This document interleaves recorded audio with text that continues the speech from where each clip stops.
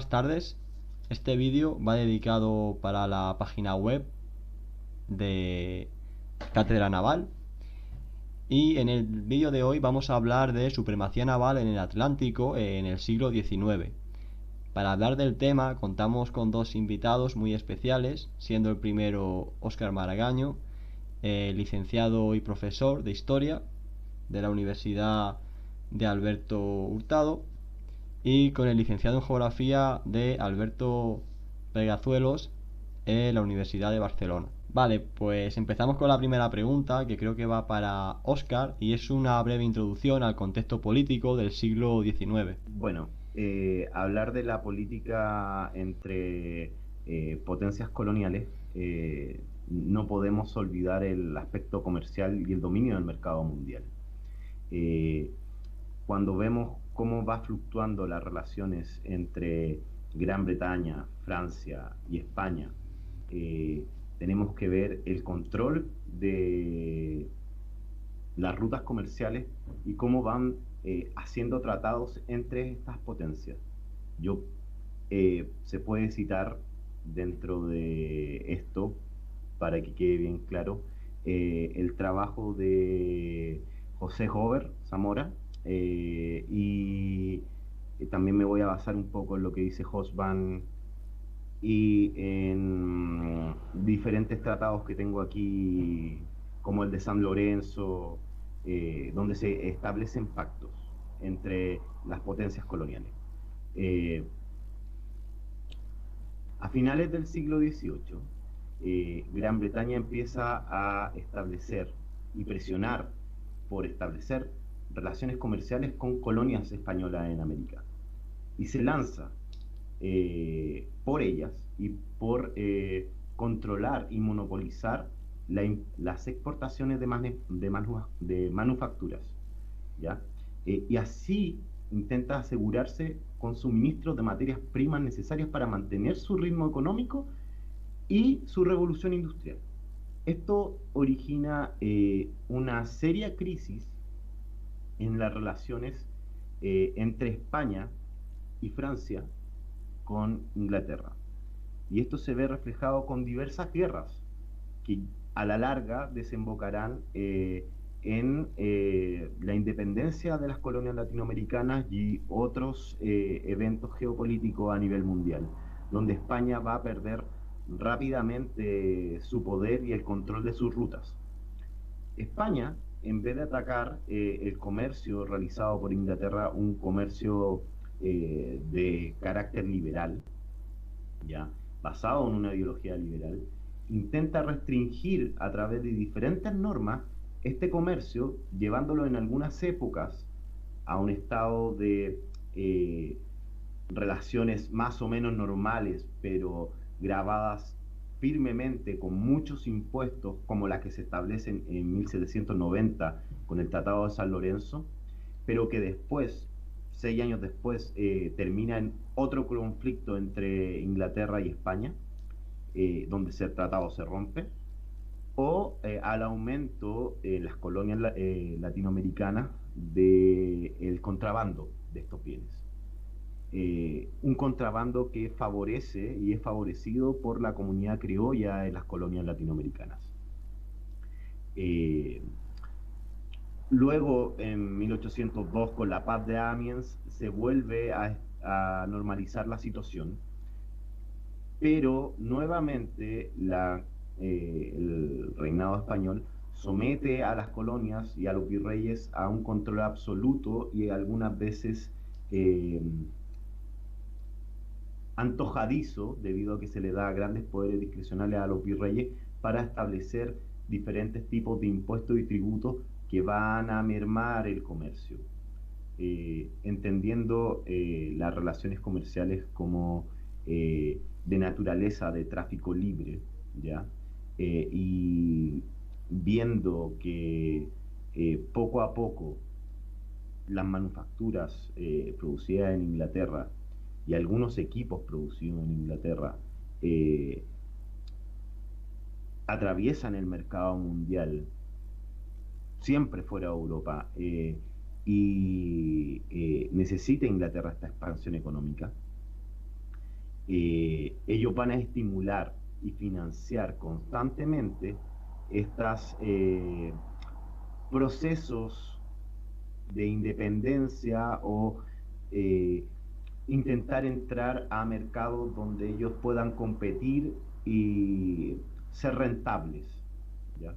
Por lo cual van a influir directamente en la financiación de estos procesos independentistas que se realizan en todas estas regiones de las colonias de ultramarinas Ujú. de España. Y una pregunta, Oscar, ¿cómo, con respecto al comercio, qué era lo que se comerciaba? O sea, ¿qué productos se exportaban desde Sudamérica y qué productos se exportaban de España, ¿no? Y se importaban y viceversa, Ya. entre sí. Por ejemplo, hablamos de carbón que buscaban y que conseguían los ingleses inclusive en forma de contrabando en lugares tan remotos como Lota, Chile, y el comercio inglés se basaba en la industria algodonera, fundamentalmente la industria textil inglesa en la que mueve esto, la que mueve el comercio mundial. Su necesidad de materias primas de ultramar es infinita, ¿ya? Yo te estoy hablando del carbón, es uno de los elementos centrales que mueve la industrialización, Mm. pero el carbón lo obtienen tanto en Cartagena como en Chile, como en Filipinas. En cada lugar donde ellos puedan obtener el carbón, para Inglaterra va a ser importante afianzar una relación comercial, sea por las buenas o por las malas, Eh, ellos, pero la principal producción de Inglaterra a finales del siglo XVII y comienzo del siglo XVIII es la manufactura de algodón. Y España, Eso es lo bueno, que utiliza una industria primitiva, ¿ya? Hasta industrialización. ¿Mm? ¿y qué es lo que se Dale. exporta desde las colonias estas a España? Como te decía, principalmente materias primas. Y materias primas, hablemos de, más que de metales, de carbón, que es la energía en este momento Vale, vale. de la mayoría de la producción industrial, ¿ya? Es la energía de la revolución industrial, es la energía de la economía inglesa la que ha permitido cambiar el sistema productivo y inundar en los mercados con productos, ¿ya? Básicamente, aquí hablamos de comercio internacional como fundamento central de lo que va a ocurrir en el siglo posterior, inclusive a principios del siglo XX. Pero empezamos a hablar no solamente de comercio, sino también de energía, ¿ya? Como tema importante y central dentro de la adquisición de materias primas. Eh, Creo que es la primera vez que vamos a hablar en la historia de, del elemento energético, ¿ya? Como aspecto importante de un combustible fósil, el carbón. ¿Quieres añadir algo, Alberto, a lo que se ha dicho?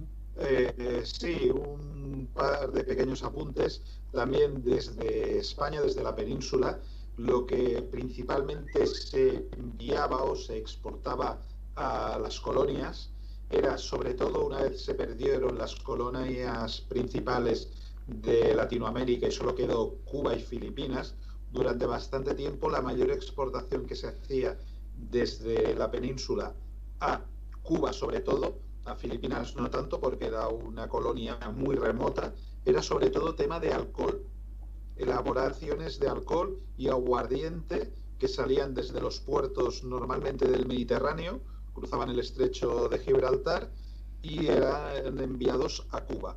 Sobre todo temas de aguardiente, licores y demás, era una exportación muy, muy importante. Es más, muchas zonas productoras vitivinícolas de España se centraban en y se plantó mucha más viña en España en ese tiempo para producir mucho más alcohol para exportarlo, sobre todo ligado a temas de la exportación y no de alcohol de calidad, por así decirlo. O sea, eran licores muy baratos en grandes cantidades y se exportaban a Cuba y de Cuba se distribuían a otros mercados, sobre todo ligados al Caribe, el sur de Estados Unidos y un poco pues Latinoamérica, pero sobre todo era exportación directa para el consumo en Cuba y su exportación hacia Estados Unidos y el Caribe.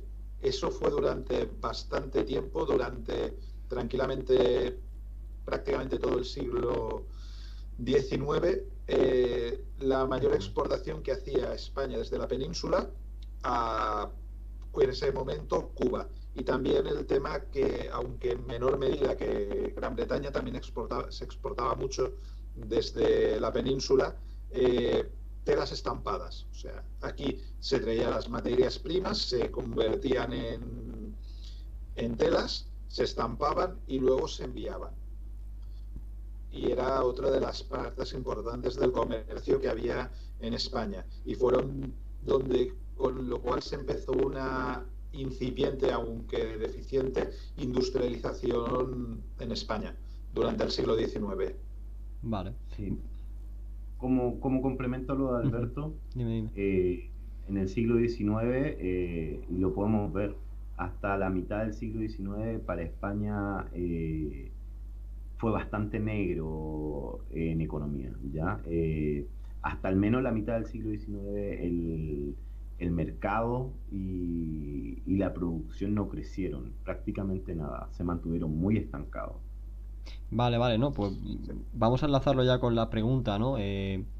Digamos, vámonos a Trafalgar, ¿no? Directamente, ¿no? A la guerra prenapoleónica, ¿no? Como la queráis llamar. ¿Cómo estaba España Bueno, a principios del siglo XIX? pues, por ejemplo, España a principios del siglo XIX era un país bastante inestable políticamente, era una monarquía absolutista, totalmente en manos de la familia de los Borbones, como en la actualidad. O sea, no ha habido ningún cambio dinástico, como todos sabréis. Y en ese momento estaba Carlos, ostras, no me acuerdo, el padre de Fernando VII, es que no me acuerdo nunca del número que le toca con los... Carlos IV, creo. Creo que es Carlos IV, pero bueno, independientemente era un momento de inestabilidad, había ciertas fricciones familiares entre el rey en ese momento y el príncipe heredero, que era el futuro Fernando VII, Sí. por presiones para intentar que abdicara. Era un momento de mucha inestabilidad, el poder político real lo tenía el valido del rey, que era, ¿cómo se llamaba? Godoy, perdón, Godoy, que era quien tenía el poder político real en ese momento, y era un momento de bastante inestabilidad y evidentemente también había problemas económicos, no estaba la economía, para variar, muy boyante. Y en el tema referente naval, en este caso, al inicio del siglo XIX, la flota española seguía siendo una de las principales flotas del mundo. Posiblemente estaba la segunda o la tercera. Depende en el momento que compares con Francia. La primera era la Royal Navy británica, con diferencia, mucha diferencia. Pero España, aunque no tenía demasiados barcos, tenía barcos bastante grandes y muy potentes. Sobre todo España, ya que no podía construir tantos barcos, se centraba mucho en barcos muy grandes, muy bien armados, y tenía una oficialidad bastante buena, aunque la marinería, en cambio, era bastante deficiente en la época yendo hacia Trafalgar. Y aparte, en Trafalgar pues hay otras circunstancias adicionales, como que la flota española no estaba bajo mando de almirantes españoles, estaba bajo el mando de Villeneuve, que era un almirante francés que no estaba a la altura de las circunstancias, podríamos decir, puesto que la flota francesa en ese momento sí que era la segunda del mundo, tenía bastantes barcos, pero la Revolución Francesa pues se cargó prácticamente a toda la oficialidad mayor francesa y ascendieron al primer puesto gente que estaba destinada al tercer o cuarto puesto del escalafón naval, y se notó muchísimo en la batalla de Trafalgar. El rendimiento de la flota combinada franco-española fue ciertamente deficiente. Además, España siempre tenía la pega de que aparte de su flota, siempre la tenía dispersa por las colonias, aunque pocos barcos tenía dispersos por las colonias, la mayoría los mantenía en la península porque era donde había los conflictos, sobre todo tradicionalmente con Gran Bretaña o con Francia, porque eran siempre los tres países que estaban en disputa por el poderío a finales del siglo XIX. Pues en este caso tenían la flota principalmente aquí en la península. Y O sea, bueno, pues de sí, hecho, viendo las tablas, porque me conseguí las tablas del estado de la Armada Española en diferentes épocas. Por ejemplo, al inicio de la Guerra de Independencia de Estados Unidos, eh, al menos la tercera parte de la Armada Española se encuentra o en los puertos de Ferrol o Cádiz, sí, y, son las más típicas de la flota. y otra mitad se encuentra a una distancia más o menos cercana, o en Cartagena o en América Central y el Caribe, la otra mitad. Y solamente un tercio se encuentra distribuida en lugares como Lima, Ría de la Plata, Filipinas, ¿ya? Sí, Y lo que tú dices tiene razón. Principalmente los barcos españoles, en lo que se concentraban eran en los más grandes, los navíos, más sí. que en Urca, En los navíos, o en los Paquebú. navíos de de línea, de primera clase, sobre todo navíos grandes como el Santísima Trinidad, Santa Ana y algunos otros más, o sea, barcos muy, muy grandes, o sea, eran, es más, el mayor barco de línea de aquel momento era el Santísima Trinidad español, que era un barco de 4 puentes y 130 cañones, una cosa que durante la Guerra de la Independencia norteamericana tuvo bastantes buenas actuaciones, pero en la batalla de Trafalgar, bueno, igual que el resto de la flota, tuvo una actuación deficiente. Mm. De hecho, tuvieron hartas bajas. Y después de Trafalgar y bueno, ya con Fernando VII en el puesto, ¿no? Sí, Después de Napoleón y tal, ¿cómo es la después relación de de la España guerra, con las... la, con el mar en general, Sí, sí. pues es una relación hasta que no acaba el reinado, por así decir, de Fernando VII y empieza el reinado de su hija, Isabela. de Isabel.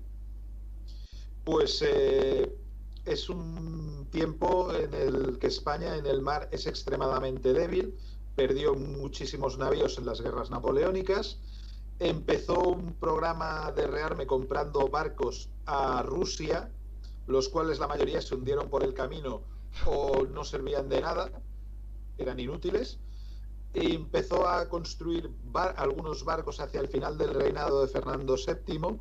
Llegó a haber un momento en donde España no podía alinear más de 3 navíos de línea, pero el problema es que cuando empezó hacia finales del reinado de Fernando VII a construir algunos navíos, estaban totalmente anticuados ya antes de ser votados esos navíos, puesto que se empezaban a construir los primeros barcos con propulsión a vapor, aunque muy rudimentaria, se empezaba a introducir los primeros blindajes, los primeros adelantos, Sí.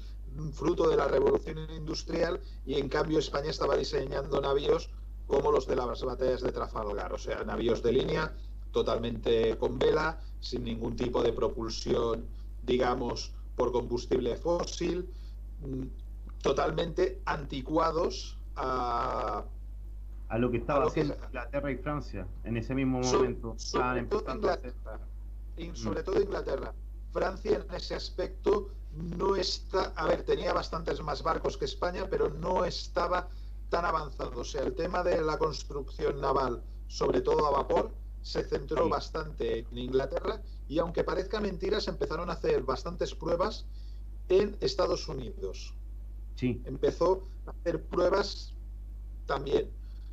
Eran las dos, sobre todo en el tema de la propulsión a vapor y demás, que en un principio la mayoría de navíos empezaban, no eran barcos con hélice, eran de palas, era muy, muy rudimentario en sus inicios, pero el tema del vapor, la aparición de la navegación a vapor, dio un vuelco total a la situación geopolítica naval, pero brutal, porque de Eh, un día para otro podías ignorar los vientos.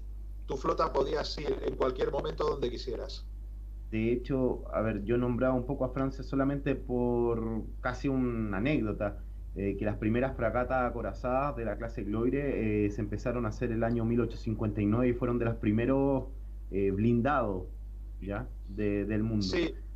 Eh, Lo que estaba, en mi caso estaba hablando un poco antes, o sea, antes de llegar a las fragatas blindadas, las primeras pruebas incipientes, sí, Francia luego sí que empieza a adoptar, cuando se da el gran vuelco de que se demuestra que la propulsión a vapor es eficaz y funciona, sobre todo hay un momento donde se empieza a probar el combate a vapor, que sí que hay una guerra medianamente importante, donde ya hay batallas con barcos a vapor y cañones y artillería y demás, o sea, barcos ya con palas, pero a vapor, o sea, puedes, no te importa quién tenga el barlovento y estas cosas, aunque aún los cañones eran todos de avancarga y disparando por las bordas, pero fue la guerra de Crimea entre una alianza franco-británica contra Rusia en la zona del Mar Negro. Y ahí hubo combates navales ya entre barcos a vapor. Ujú. Y una vez se empezó a comprobar que realmente funcionaba, dio un vuelco total. Y en ese momento España sí que volvió a conseguir repuntar un poco en el tema naval, construyendo algunos barcos y sobre todo encargando a astilleros extranjeros barcos, fragatas a vapor blindadas bastante potentes. Sobre todo destaca un barco en concreto, la fragata Numancia, que llegó a ser el barco más potente del mundo en su momento. Era un prodigio de la técnica en aquel momento, totalmente blindada, a vapor, y que sí que llegó a entrar en combate, en este caso en la Guerra del Pacífico, junto con algunas otras fragatas y demás, contra Chile y Perú. Perú. Sí, me confundo. Digo, lo he dicho así, digo, ya verás que aún me confundiré. Sí, sí, Y llegó a entrar en combate pero una en la cosa, época de la... o sea, Sí, sí, una cosa ya lo hago también con la siguiente pregunta. ¿Hasta qué punto podía España defender su imperio con un puñado de barcos? Aunque uno fuera muy bueno, pero bueno, uno es muy bueno, pero al fin y al cabo sí, puede estar en un punto en concreto, ¿no? Y yo te pregunto, sí, sí, Oscar, sí. bueno, le voy a hacer una pregunta a Oscar. ¿Tuvo algo que ver la pérdida del poder naval español en el proceso de independencia de Sudamérica? Y básicamente el que la Marina Española dejara de controlar las rutas marítimas y que dejara de tener barcos ya en puertos importantes como Valparaíso, Callao, Buenos Aires, Montevideo, eh, Mm. el mismo Cartagena de India, bueno, Cartagena, o el Caribe, hizo que una potencia naval como Gran Bretaña, que tenía el control absoluto de los mares a través de sus flotas, se apropiara de cada una de esas rutas y reemplazara a Inglaterra, ¿ya? O sea, y reemplazar a España como el monopolizador del comercio internacional. Y eso básicamente hizo florecer su industria. Se creó un círculo virtuoso, ¿ya? Y le favoreció en un primer momento muchísimo a las colonias, a las ex colonias, ¿ya? Debido a que no existían impuestos, muchos países no tenían ningún sistema impositivo con el que grabar las importaciones y eso mejoró en relación a los precios de las materias primas, lo hizo más competitivo y generó en algunas zonas de Latinoamérica de descubrir nuevas materias primas o explotar nuevas materias primas para poder llenar el mercado internacional con ellas, ¿ya? Eso, por ejemplo, generó que en lugares como Chile hubiese un boom agricultor cuando Chile no era un país agricultor y después que se hicieran exploraciones mineras o salitreras, que en lugares como Argentina se explorara comercio ganadero y cosas así. Así que por una parte, eh, Gran Bretaña se hace rica a través de esto, pero fortalece principalmente sus industrias internas. al hacerlo.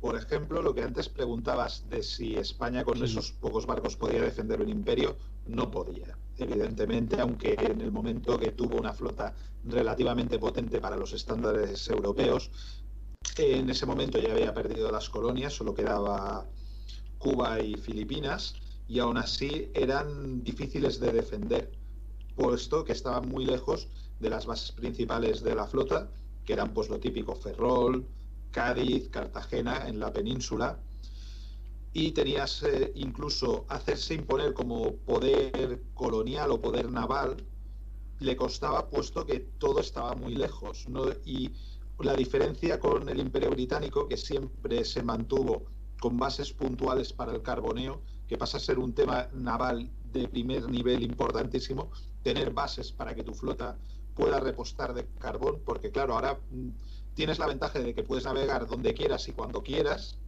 no dependes de los vientos, no dependes de... pero tienes una nueva limitación muy importante, tu autonomía, cuánto carbón puedes cargar y cuánto carbón consumes para llegar a los sitios. Es un tema de primer orden en el tema naval y lo continúa siendo hasta el final de la Primera Guerra Mundial. O sea, durante toda la segunda mitad del siglo XIX, el tema de las bases para el carboneo pasa a ser extremadamente importante. Y los saltando, británicos... Sí. Y saltando también un tema diplomático ligado a eso. Cuando se hace la independencia en Latinoamérica, Gran Bretaña inmediatamente pone embajadores, cónsules en todos lados. Inclusive cuando Inglaterra es derrotada y pierde la colonia más rica de ella, que es Norteamérica, intenta, después de un par de décadas, 3, 4 décadas, volver a rehabilitar sus relaciones diplomáticas con Inglaterra, con Estados Unidos, con las colonias, una por una, entendiendo qué es lo que va a sacar de cada lado, ¿ya? Muy diferente a la política exterior de España, que amenaza continuamente a sus ex colonias, ¿ya? Sí. Eso es un tema hace perder harto poder y harta posibilidad de negocios. ¿En qué sentido, Oscar? O sea, ¿en qué sentido las amenazas? La amenaza a su... Un ejemplo, sí, un sí. ejemplo. El incidente, bueno, la guerra que tiene Chile y Perú contra España es debido a que el almirante español pide que se salude a la bandera española, tanto a los puertos del Callao como de Valparaíso, y se mande, por así decir, casi pleitesía al rey, ¿ya? Y esa es la política española, ¿ya? Él estaba dirigido para eso. Sí, en este caso la guerra que está citando Óscar fue pues por una serie de incidentes. Acabó España enviando una parte muy importante de su flota en ese momento, que era relativamente potente. Ya hemos dicho, pues por ejemplo, las fragatas blindadas totalmente muy modernas en aquel momento y demás, es enviada al Pacífico para imponer, por así decir, su poderío, para hacer una demostración de fuerza y exigir pues que las antiguas colonias, pues en este caso, pidan disculpas por ciertos incidentes y demás, y bueno, acaban en un combate, sobre todo en el Callao, contra las fortificaciones de la costa, que España pues más o menos consigue salir más o menos bien parada de este conflicto, pero evidentemente queda demostrado que España no puede mantener una guerra a tanta distancia, una guerra naval. No tiene bases para el carboneo, Filipinas está muy lejos, no tiene acceso prácticamente a ningún puerto amigo, por así decir, porque la diplomacia y demás española no era buena, era un gran hándicap, y tenías problemas incluso, pues eso, para repostar la flota. Tenías un poco que ir improvisando de cómo enviar barcos con carbón para repostar o reabastecer los pañoles de munición de los barcos. O sea, España tenía el problema de que no tenía ninguna otra base que no fuera, pues eso, Cuba y Filipinas, y el océano los océanos son muy grandes y España eso no quedó con bases. A diferencia de los británicos, que siempre tuvieron muy claro, pues eso, mantener ciertos puntos importantes para eso mismo, para el carboneo. Un caso muy claro, aparte de controlar rutas, pues es Gibraltar, las Malvinas, Malta durante muchos años, el Canal de Suez, o sea, todos los puntos estratégicos para mover flotas y para carbonear y para controlar las rutas eran todos británicos en el siglo XIX y siguen siéndolo prácticamente en el siglo XX. De hecho, Gran Bretaña lo tiene bastante claro. cuando España fue con su política del azote a Latinoamérica, en puertos como Valparaíso o el Callao estaban llenos de buques británicos, principalmente Valparaíso, ¿ya? Sí. Llenos. Y de hecho el embajador británico era uno de los que abogaba porque no se bombardeara Valparaíso debido a los intereses británicos, ¿ya? Y tuvieron un problema diplomático debido al bombardeo de ciertas propiedades inglesas en Valparaíso, España con Inglaterra. Vale, vale. Así. Bueno, a ver, Son diferentes formas políticas de abordar el tema de la alianza y el comercio. O sea, Inglaterra entendía que aún perdiendo una colonia tú podías controlar el comercio de esta y no perder tan fuertemente el poder, ¿ya? Ya, Y seguir sacando privilegios económicos. Bueno, a ver, quiero hacer un breve resumen para pasar ahora a hablar un poco de lo que es la segunda mitad del siglo XIX. Bueno, tenemos principalmente en que lo que hemos estado hablando, ¿no? En que España ya venía tocada a finales del siglo XVIII, ¿no? Con el gobierno de Carlos IV y tal, y ya después de esa transición que hay con la guerra napoleónica por medio y ya con Fernando VII, España pierde prácticamente todo su poder naval a principios del siglo XIX y posteriormente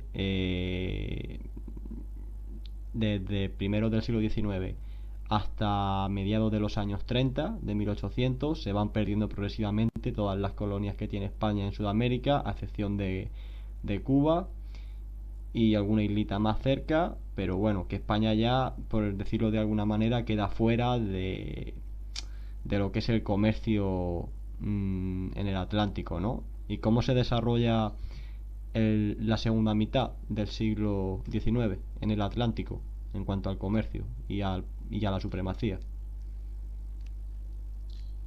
Pues la segunda mitad del siglo XIX, España en este aspecto consigue ir recuperando una cierta pujanza, una cierta influencia, sobre todo eso, manteniendo una colonia muy importante como es Cuba, pasa a ser un tema capital, Sí. mantener Cuba para el comercio de España, puesto que todo el comercio con el continente americano lo centra a través de Cuba. España lo que exporta lo exporta a Cuba y de Cuba lo distribuye.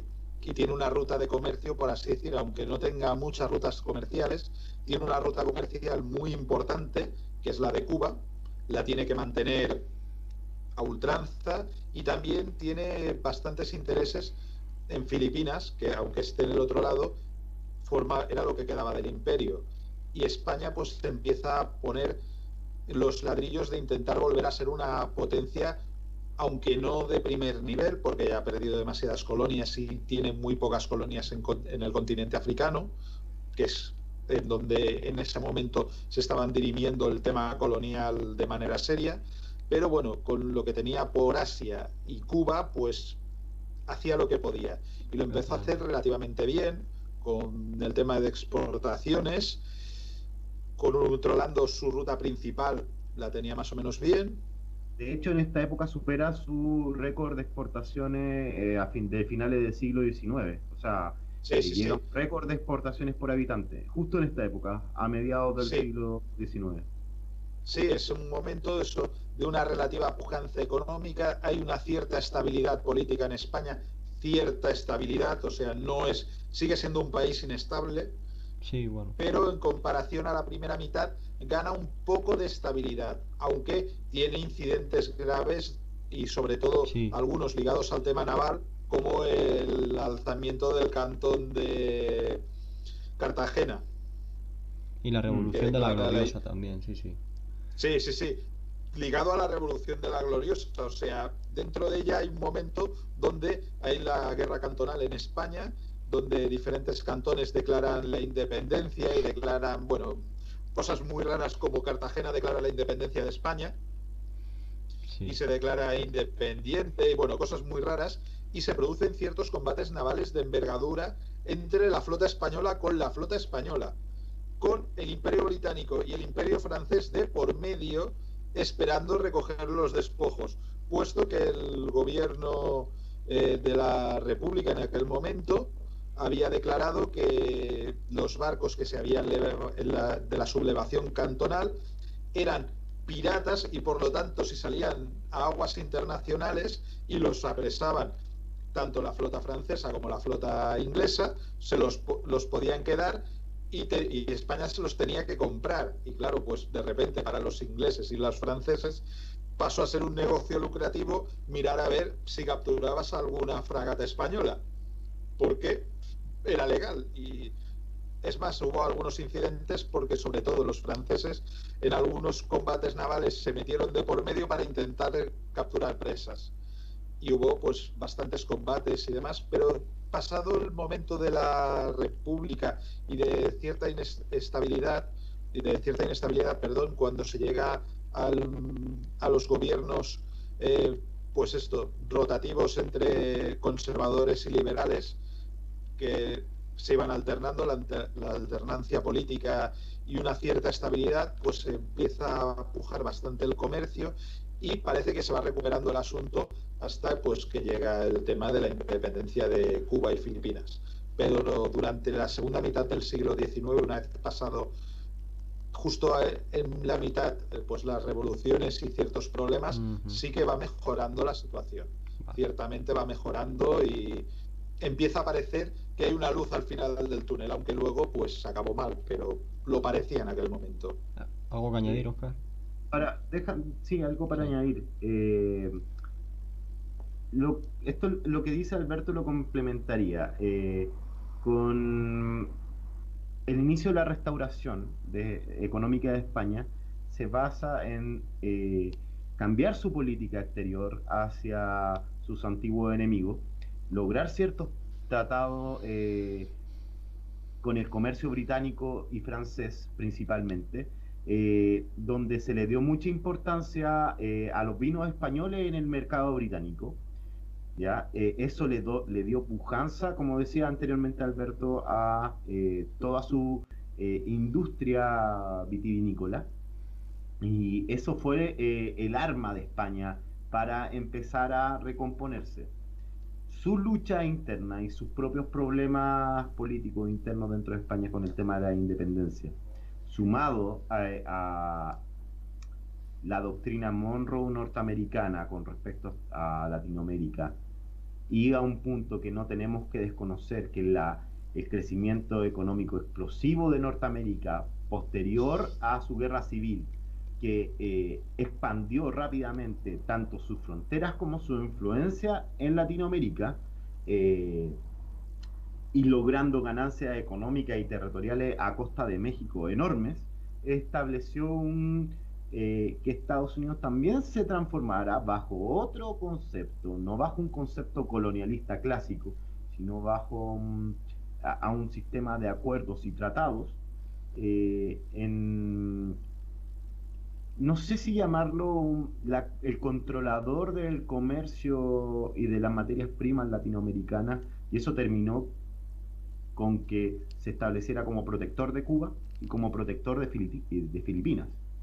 O sea, Cuba y Filipinas son independientes, pero hasta mediados del siglo XX Estados Unidos tiene un control prácticamente absoluto de lo que se hace, lo que se come, lo que se dice, lo que se compra y lo que no se compra en esos estados.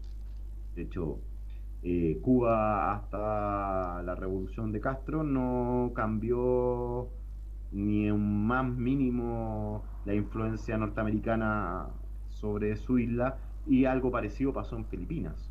Ya hasta que Estados Unidos sufrió una derrota ahí en la Segunda Guerra Mundial, Estados Unidos es completamente dueña y señora de Filipinas. Bueno, tenemos que ver eso, sí. El surgimiento del poder norteamericano como contrapeso, que yo creo que es el que termina mandando al suelo al dominio de las rutas internacionales que podía haber tenido España. Sí, Inclusive empieza a reemplazar a Gran Bretaña, ¿ya? Yo quería nombrar La- Cuba, para terminar ya un poco, ¿no? Ya llevamos 40 minutos, ¿no? Ya terminar por Cuba, ¿no? Al final del siglo XIX, ¿cómo se produce esa pérdida colonial? Bueno, la pérdida colonial, a ver, primero empieza por Cuba, tenía un movimiento de independencia interno, pero con, por así decir, ayuda o inspiración norteamericana muy clara, como ha dicho Oscar, pues la doctrina Monroe y demás, o sea, Estados Unidos tenía muchos intereses en Cuba y no le interesaba que estuviera bajo dominio español. Evidentemente, le interesaba a él controlar esas rutas y el comercio que iba en dirección al Caribe, sur de Estados Unidos, Latinoamérica, y Cuba era una base muy importante. No le interesaba. Así que siempre apoyaba los movimientos de independencia y al final pues generó un incidente. No se sabe si lo generaron ellos o lo dejaron generar un ¿El poco, del Maine? pues el hundimiento del Maine.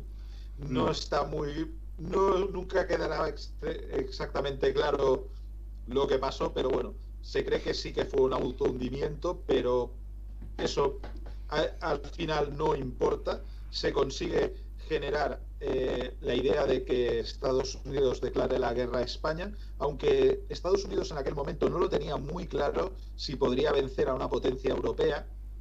Ellos mismos no se lo creían demasiado, sus posibilidades reales, pero en aquel momento pues la flota norteamericana era bastante más potente que la flota española. La flota española en general tenía pocos barcos igualmente, no tenía barcos demasiado potentes, o sea, se había quedado en la época gloriosa de la fragata Numancia y demás. Muchos de esos barcos aún estuvieron en Cuba, no tenía prácticamente acorazados, solo tenía uno, el Don Pelayo, Sí, tenía los cruceros acorazados españoles, algunos no tenían armamento principal porque los habían comprado a Italia y los tenían que haber armado en el Ferrol, pero estalló la guerra y aún no habían sido armados. O sea, algunos de los cruceros principales, como el Cristóbal Colón y algunos otros, iban sin cañones principales a la guerra. Solo tenían el armamento secundario. Eh, y así un largo etcétera que hacía que vieras la flota que sobre el papel no era tan inferior a la norteamericana, en la realidad era una flota considerablemente inferior. Los norteamericanos se alineaban, aunque no muy potentes, se alineaban bastante desacorazados, tenían bastantes cruceros, tenían una flota bastante importante y aparte España aprovechó muy mal el poder de su flota, que aunque no era una flota suficientemente potente como para vencer en una batalla abierta a sí. Estados Unidos, los Estados Unidos tenían un miedo muy grande a la flota española que fuera utilizada como luego fue utilizada en la Primera Guerra Mundial, la flota alemana, o siempre se ha utilizado pues, en la Guerra del Corso, porque Estados Unidos tiene unas costas muy grandes a defender y a la flota española no le hubiera costado demasiado hostigar todo el comercio norteamericano y todos los transportes y todo. O sea, en general, pues haberse ido paseando rápidamente, incursiones rápidas, bueno, lo típico de la Guerra del Corso. Pero en cambio, el almirante Cervera pues acabó fondeándola en la bahía de Santiago y Sí. bueno, pues Y lo y, obligaron a salir, ¿verdad? Le dieron y la lo orden. obligaron a salir, o sea, él no quería salir porque él se había encerrado, la flota norteamericana lo había bloqueado y cuando al final se vio obligado por órdenes a salir, tampoco lo hizo bien, o sea, no escogió un buen momento, se lanzó de cabeza contra una flota superior, saliendo de uno en uno los barcos, porque encima la parte por la cual podían navegar los navíos en la bahía de Santiago de Cuba es muy pequeña, o sea, prácticamente los barcos iban saliendo de uno en uno y cuando salían de la bocana del puerto, de la bahía, estaba toda la flota enemiga esperando ese arco disparando. Y era, sale uno, lo hundimos, sale otro, lo hundimos, y así fue el proceso por el cual pues la flota española fue prácticamente borrada del mapa en Cuba. En Filipinas hubo algunos combates navales. España lo hizo bastante mejor en los combates navales en Filipinas que no en Cuba, puesto que en Filipinas la flota española era bastante más veterana y bastante más avezada, puesto que estaba acostumbrado a combatir la piratería. En cambio, la flota que venía de la península, pues tuvo una actuación muy deprimente, sobre todo de sus oficiales. Cervera no fue precisamente un buen almirante y tuvo una actuación bastante lamentable, aunque luego se le intentó alabar o lavar el personaje para intentar endulzar la derrota, como siempre se decía que bueno, es que había tenido malas circunstancias, que todo estaba en contra, que los barcos. No fue un buen almirante, se diga lo que se diga, no fue un buen almirante.